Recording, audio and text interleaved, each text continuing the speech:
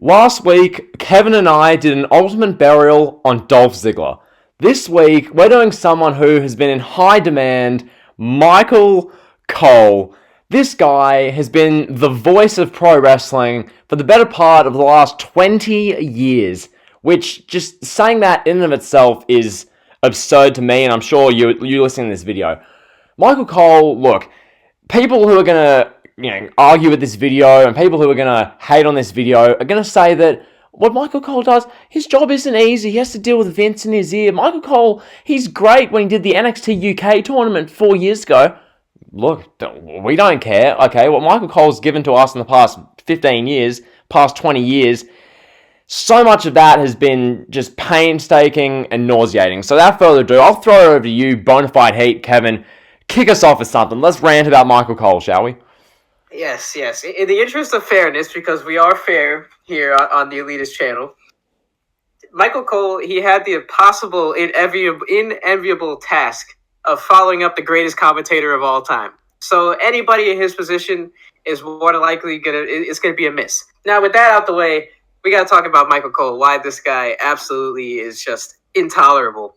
I mean, this is another guy, like, I think he's been around WWE since before I was born. I've grown up on Michael Cole. He was okay in the Attitude Era as a backstage interviewer, The Rock making fun of him. That was all fun. Yeah. He was pretty good with Taz as a commentator on SmackDown. He was all right. Yeah, Taz, what is going on here, Taz? He was all right. But then it went downhill once he got the keys to Monday Night Raw. It just, oh my God, like, he has so many infamous catchphrases. Yeah. This guy is associated with more infamy than anyone else at WWE. I mean, you have Swagger, the Power Bomb. Oh, you gotta be Ken May. Ken May, yeah, the whole nine. You gotta be Ken May. Big Eye, Batista, WWE, Jack Swagger, pick the ankle, John. WWE, what are you talking about, John? WWE, like, bro. His commentary style. Oh, hey, he's hurt. Oh my God. Oh wow. So just sorry to cut you off. When Kevin here says commentary style, Michael Cole invented a thing called somber commentary. Okay, back in the Attitude Era, especially, we didn't have that. We had Jerry Lawler screaming about puppies, and JR. Maybe if the commentary was a bit more not depressing, but it was a bit more of a lower tone, it would still be shouting. It would be entertaining. But Michael Cole goes, oh, I think he's hurt. I think so. John, I think he's hurt. Oh no. Like, that's but then when John Cena hits the AA on the bunny, this guy's like, oh, hey, the bunny. He's losing his freaking mind about a pink Easter bunny getting AA'd by John Cena. It's like, but then, if he was around in 1998 when Mick Foley got thrown off the cell, he would have been like, oh, JR, I think Mick might be hurt. Oh. But you got a freaking bunny in the ring, and this dude's having an orgasm like he's never seen a bunny before. No, it's like, it's just give me a break. Like, the main thing I want to talk about is his delivery. Like, there's one phrase especially that he does where he goes, so you've probably heard this a million times if you watched WWE in the past 15 years, but it's when he says cross-body, lateral press, he's got him. That phrase, the way he delivers it, this is just one of many examples. So I'll do it now for you. So he'll do that. Cross-body, lateral press, he's got him. He'll just do that. And I'm just like, huh? Like, why are you saying it that way? Like, that just sounds ridiculous, doesn't it? Like, yes, it does. And the fact that he's been around longer than JR as the lead commentator, like, this dude has been the lead commentator in WWE for 13 years now, going back from 2008 to 2021. And Fox, when they struck their deal with SmackDown, they were like, oh, we want Michael Cole. And I guess somebody at Fox made him take, like, an English class, because now he actually pronunciates words properly. Yeah. Like, now he says WWE. Now he says Big E. No, okay, wait, hold up. For people who are confused, who are thinking, but he's always said that, explain to us, Kevin, how Michael Cole used to say these words, please. All right, so this is the Michael Cole that I grew up on. Now, let's say it's 2009 bragging rights. Michael Cole would be like, welcome everybody in the WW universe to WW bragging rights. We have 20,000 fans of the WW universe in attendance. Or he'd be like, It's John Cena. It's John Cena versus Randy Orton tonight, John. It's John Cena. Oh, Cena, like he loves John Cena. That's his guy. Like another thing too is no matter what is going on, like it could be, you could have Edge and like Chris Jericho having a 5-star classic. They're beating each other up. You know, Shawn Michaels interfering. You could have Triple H, DX. You could have the NWO out there, and Michael Cole would be like, "Oh my God, that reminds me of Cena." The way he did that move, it's like Cena. Oh, what's going on with Cena? He's on Twitter. He's on Twitter. Oh God. It's just that it's that delivery, and one, you know, you mentioned that example there. One example I'll use that we actually like really did see was WrestleMania 30. This is the show that many people look back upon as, oh my God, such an amazing event. Michael Cole's commentary, people I've seen this say, oh, Michael Cole's commentary that night was amazing. The whole, oh, Miracle on Bourbon Street, like the whole Cole. It's Michael Cole mispronouncing everyone's names, Batista, Daniel Bryan. I was like the way he says these words, especially Batista, like it's Batista, not Batista. Like the way he says it, it's like you're mispronouncing the name, and you just know WWE had written down Miracle on Bourbon Street for months. Okay, the thing about great Coles in the history of wrestling is that you can tell they're spontaneous. They're like the first thing the commentator thinks of. The amount of times, like the unstoppable force versus the immovable object, that kind of thing. You can tell it's like spontaneous and like genuine. But Miracle on Bourbon Street, you could tell when you heard it. That's been written down for months. Michael Cole, Miracle on Bourbon Street, Miracle on Bourbon Street, Dan Bryan's the champion. Like, it just, bruh. Yeah, like you look at some of the great catchphrases from commentators throughout wrestling history. You look at Gorilla Monsoon, the immovable force, unstoppable force versus a movable object. Yeah. Yes, that, yeah. And then you have JBL, Maggle, and you have Jerry Lawler with the puppies. Just some of these and JR, by God, man, I think he killed him. By God, like. Right, exactly. Yeah. By God, he's dead. By God, and then you have Vince. Oh, what a maneuver! And now somehow we've devolved to Michael Cole. Like, it blows my mind. This guy had a job for so long, and he could not say anyone's name properly. Like, he could not say John Cena. He could not say Jack Swagger.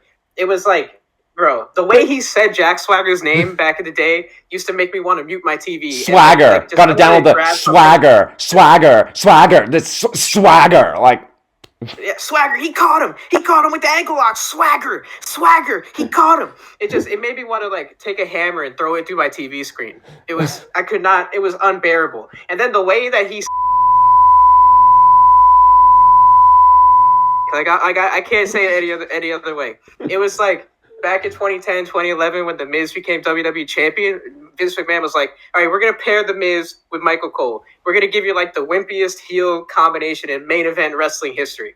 And you have The Miz coming out. Like, I remember specifically at the 2011 Royal Rumble when The Miz defeated Randy Orton. You got Michael Cole. Literally, they cut to the camera. We got the WWE champion holding the belt. They cut away from that. This is like the main focus of the show. This is a WWE champion. This is the big draw. This is the guy that's going to face John Cena in a couple of months. They cut away from that, and we see Michael Cole jumping up and down like a kid, clapping, going, Miz did it! Miz did it! Miz did it! Miz did it! Oh my God, Miz won! Miz won! Like, and then The Miz would come out every week, and he would be like, oh, he's awesome! He's awesome. He's The Miz, and he's awesome, John. Or whoever was Booker. I think it was Booker. What? Oh, he's awesome, Booker T. Booker, look how awesome The Miz is. Oh, my God, it's The Miz, King. And King would be like, oh, shut up already. He'd be like, no, King. Like, the way that oh, my God. I could not deal with it. The way that he sucked off The Miz. It was...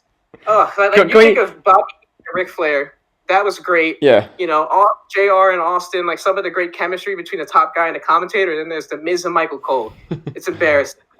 Can we just also mention here, Michael Cole had the worst match in WrestleMania history by far. Cole versus Lawler at WrestleMania 27. Vince McMahon, when Michael Cole came back from behind the curtain, Vince was like, that's the worst thing I've ever seen. Like, it was an absolute diabolical train wreck. And that whole thing with, like, the coal mine and Maggle Cole clapping for the Maz, and, like, the whole of 2010 was just Maggle just trying to put over The Miz and bury Daniel Bryan. Like, it was just cringeworthy. And then we had Cole and Lawler having a feud for months and months, and like the main focus of the show was what Michael Cole and Jerry Lawler would say and do to each other, and the whole culmination of that was Michael Cole literally being stripped in the middle of the ring and having barbecue sauce poured on him. What a program, Kevin. What a program that was. Oh my god, that reminds me of when he would say, "Oh, King, Daniel Bryan's such a nerd. He's such a nerd. He probably reads books after the show, King. He's such a nerd." It's like as if Michael Cole's this big alpha. Exactly. Yeah, like he's JBL or something. Like when JBL used to say, "Oh, Daniel Bryan's ugly, Maggle." Yeah, like that was funny, you know. Yeah, JBL is a big 6'5" Texan who like is factually confirmed bullies people backstage. That's JBL. When he does that, it's funny. When Michael Cole does it, you're just like, lol. But like, also one other thing you mentioned before, all great commentators have iconic catchphrases. JR's "Oh my," you gave the examples before. Michael Cole, JR is "By God." Michael Cole goes, "Oh my, you gotta be kidding me!" Like that's literally his go-to phrase. Brock Lesnar returns, "Oh my, you gotta be kidding me!" Like that's all he says. Any moment happens, "Oh, you gotta be kidding me!" Oh my! It's just there's no creativity. It's just the repeat audio track whenever something shocking happens. I hate it. Can I tell you about one of my happiest moments as a wrestling fan? Yeah. Now? I gotta like we're gonna have an intimate conversation now. Oh God. One of the happiest days of my life as a wrestling fan was when Brock Lesnar decided to attack Michael Cole. Yep. Like that, I had never been so happy in my entire life as a wrestling fan. Yeah. Like seeing Brock Lesnar just F5 him, and the fact that Michael Cole missed a couple weeks on commentary. Oh, great times. Like I wish Brock Lesnar would have shot on him and just like decided to put him in an armbar or something. No, done a SummerSlam 2016 where he just shoot elbows to Michael Cole and he just blow. Imagine that. He just throws him in the ring and he's like, "You know what, pal? I'm gonna show you what's up." And he just elbows him like, "Oh, that would be great." Oh my god. Yeah, I mean, also we'll now talk about some like Michael Cole like moments we remember. One I want to talk about. Well, this one's iconic. WrestleMania 15. In case you weren't aware of this, this is back the height of the Attitude Era.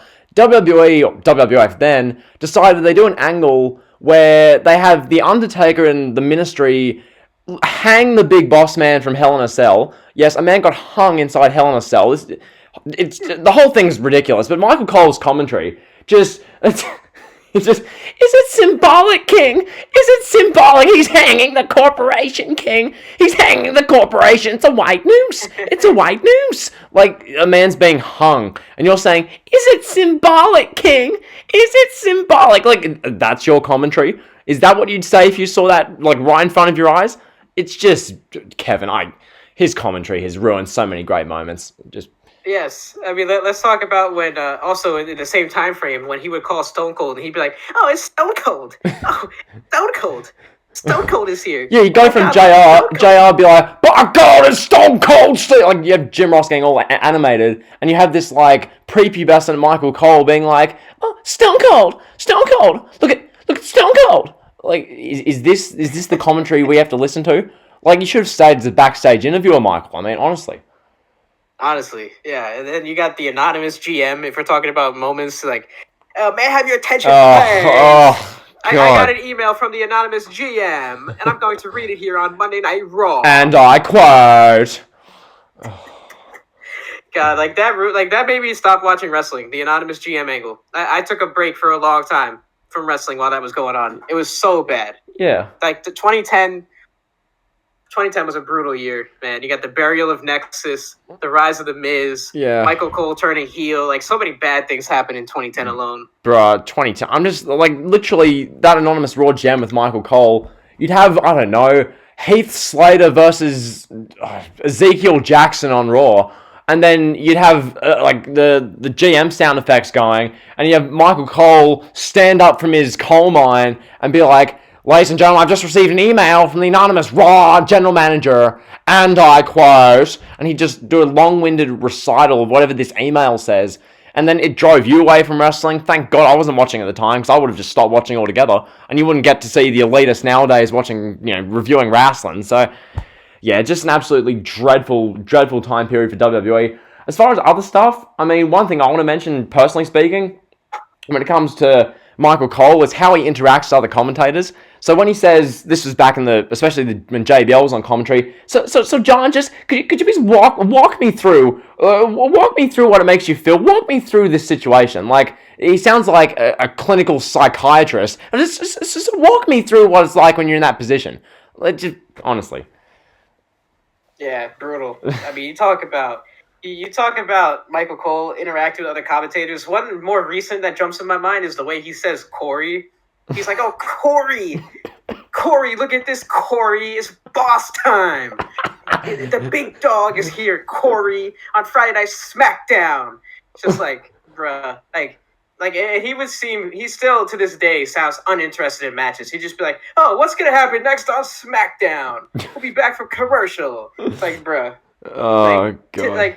He's got better at enunciating words, but still, it's still like Corey. He sounds like he's like choking on something. Well, to be fair, he still says Big A. Like, he still can't say Big E. He says that wrong still, but nonetheless, he can say Corey like with 100 million E's, but he can't say Big E. Yeah, it's unbelievable. And like, you think when I think Michael Cole, the most fond positive memory I have of him is JBL, and from like 2012 through about 2014, just JBL's commentary. It was incredible. JBL, King, and Cole. That was the commentary team I grew up on. That was a phenomenal commentary team. Mainly because JBL, I love it, Maggle. Ocean's 11, Maggle, I love it. Just so good. Oh. JBL carried that commentary team. He really did. He really did. You know, yeah, JBL. I mean, I made a video about it, talking about how great JBL is. JBL is one of the most underrated, if not the most underrated commentator in history. Oh, but he's a bully. He's a bully. He bullied Mauro Ranallo. I don't give a damn if he bullies people. He's entertaining on TV. That's all I want to see from a wrestling show. It's just exactly JBL. That commentary team. It was Jerry Lawler being a perv and then saying he loves Diet Dew. That was what Jerry Lawler was doing. Going, oh, puppies, Diet Dew. Like, that was Jerry. Michael Cole we've covered for now 17 minutes. It was just Michael Cole going, oh, Batista, Daniel Bryan, B+ player, Batista. Like, that was Cole. And then JBL would be like, oh, I love it, Maggle. Oh, that's, if you build a WWE superstar from the ground up, it'd look just like Randy Orton, Maggle. Greatest rivalry in history, Maggle. Randy and Cena. Oh, I love it, Maggle. Just gold. Yeah, Michael Cole to me, like, I guess I should ask you, how would you summarize Michael Cole in a sentence? In a sentence? Yeah, can you summarize him, like his impact on WWE? Because a lot of people are gonna say, oh, but Michael Cole, he's been on top for 15 years. He's been around he's had this longevity. He's one of the best commentators of all time. No? Oh, this is the thing. This is like in 15 years from now, when Michael Cole is going in the Hall of Fame, they're going to tell you that Michael Cole is the greatest commentator ever, mainly because of his tenure and how he was involved in so many shows. And it's like, can you think of genuinely one call from Michael Cole that you think, I really did enjoy that? Because people are going to say the Miracle on Bourbon Street, but like, I find that cringeworthy to listen to. And I know someone said once, oh, but when Michael Cole called Eddie Guerrero winning the title, no, the call with that was Taz saying, he cheated! Like, that was the call. It wasn't Michael Cole. Michael Cole was just like, oh, come on, Eddie, tap out Lesnar. Like, that's all Cole said. Like, I can't think of one great Cole. Oh, I gotta give him credit for the Heights of the Century call. I thought that was pretty good. Oh, yeah, there's one. You go, yep, good call. Anything else? Yeah, that was pretty iconic. I did enjoy the Eddie call. You did? He was like, Eddie did it. He did it. I enjoyed that. Yeah. Maybe a little biased towards Eddie, but yeah, for sure. I thought it was pretty good. The call with Mick Foley when Mick Foley won the belt, I thought it was pretty good too. But was that? Yeah, it was called. To be fair, geez, Kevin, over a 23 year career, he's had what's that? 3-4 great calls. Wow, that's damn. Jeez, what a commentator! What a legend! God. Yeah, I'm trying to rack my brain here, see if I could think of anything else. But did he call when Becky Lynch won the women's title? Did he call that? I mean, there wasn't really. Was there a big line associated with when Becky won the? I don't even know. I don't know. Yeah, I got nothing. I'm struggling. I'm trying to think of anything. Because, when you think of, like, the golden era, the SmackDown 6, Yeah. not a lot of big, memorable moments aside from Eddie winning. Like, that's probably the most memorable moment that came out of the SmackDown 6. Yeah. I don't know. I got nothing. Yeah, I mean, this it goes to show you, as I just said, 23 years as the voice of WWE, and this is what we get. We get the heist of the century, Miracle on Bourbon Street, and I don't know, because even Jim Ross, through the years, JR always has these calls. When there was Michael's Undertaker at 25, and then Michael's kicked out of the second tombstone, and JR goes, I think I've just had an out-of-body experience. Like, all this stuff. There's calls, but Cole has, like, hardly any. He has, like, maybe 5 truly great ones over 22 years. Like, yeah, that tells you everything you need to know right there. Yeah. You know, but he's still going to be regarded as the greatest commentator in WWE history because he called all of John Cena's 16 championship reigns.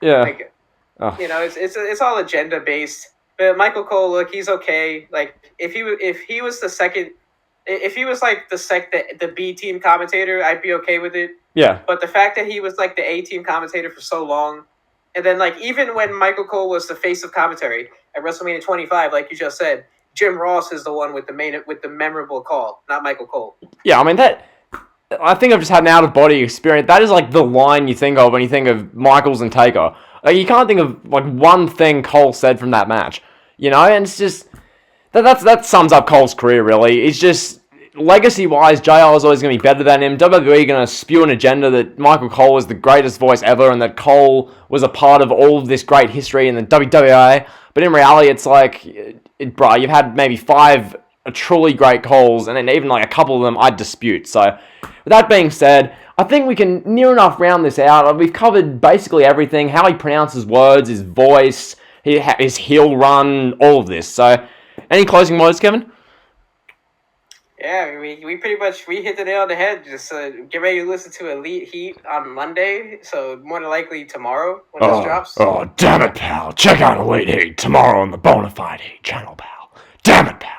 What a podcast! But yeah, I think just in general. Thank you, Vince. Yeah, no problem. I love doing a bit of a Vinnie Mac. But yeah, no. To close, Michael Cole, his legacy is that of. Well, I mean, what is his legacy, Kevin? I mean, can you give an answer to that? His legacy, I guess, would be the face of the PG era. Like, he's going to be one of the faces. Yeah, he's synonymous with PG. Along with Cena and Orton, you know, Michael Cole will be pretty synonymous. Yeah. I'd say loyalty. Yep. Dedication to the WWE, willing to do whatever Vince says, unlike JR and King. He was JBL, all those guys. Like, he never had any creative differences. He always does what Vince tells him to do and is a model employee, I guess. Yeah, I think that's basically all. So yeah, if you enjoyed the video, like, comment, sub. You guys know the drill. Check out Elite Heat. We're on Spotify, basically all the podcasting platforms. Elite Heat episode 6 on Randy Orton dropping tomorrow, and then maybe I'll do a Royal Rumble review. You never know. So yeah, enjoy the video, like, comment, sub. Peace.